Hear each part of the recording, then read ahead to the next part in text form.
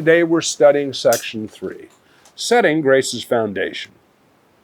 Before the storytelling can begin, a tale requires its setup. The basis of Grace's search was explained in Section 1. The decision did not come from my head, but rather my gut.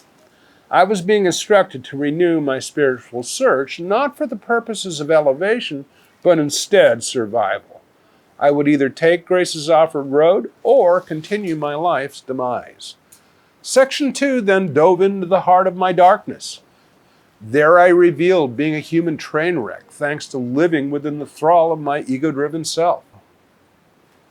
How could I have not seen something so obvious? It's not as though I hadn't been told I'm my own worst enemy.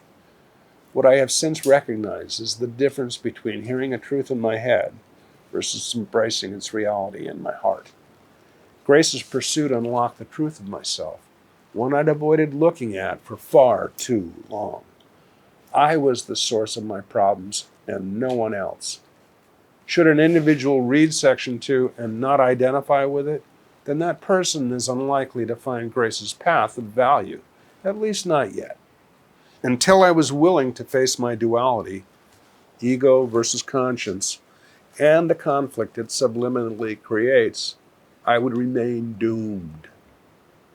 Section 3's intent was to address Grace's basics, those keys initially required to achieve liftoff. Grace's journey begins with my willingness to reclaim ownership of my life.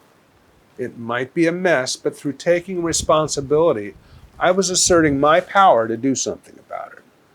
To accomplish this new mission required facing what I most avoid: change. Worse, the course correction required was what I resisted most: changing myself. But I'd run out of both time and excuses. Because I'd reached the end of my self's tether, I made the life-changing decision to let go. Effectuation of change is accomplished almost exclusively from within. Man's duality is one of both darkness as well as light. To the extent I live in life's unhappiness, it is due to having forgotten about my conscience's utility.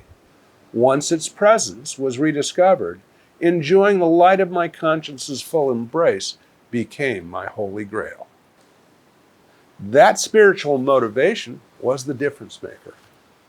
I could face the effort of making needed changes because I wanted it badly. Stepping in the truth's direction begins with the courage to become known. I must drop my self's curtains and let the world see the real me. Nothing could have been more daunting at the time. Myself had long ago convinced me that revealing who I am would result in condemnation. As it turns out, the reverse is held true.